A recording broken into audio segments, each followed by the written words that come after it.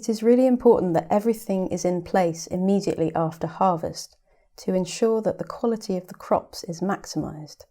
We learnt this to our cost. It takes time to plan this, particularly in the first year at a new location, and particularly if you're relying on farmers to undertake post-harvest care. This element was our biggest learning curve and where most mistakes were made.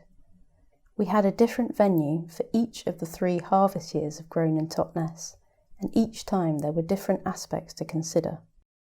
We discovered that farmers in the southwest in particular are not used to growing arable crops for human consumption, only for animal feed, and though they were clearly experienced growers, our experience was that they did not have the infrastructure or know-how to keep and maintain crops to human food standards.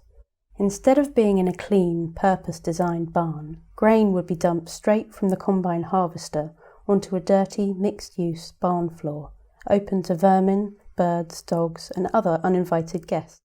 We found communicating our needs to farmers difficult. Part of this was because we didn't always have the knowledge ourselves, and part was due to the stubborn pride borne by some farmers, which meant that they were reluctant to be told by a group of predominantly women from a community project how they should look after their grain.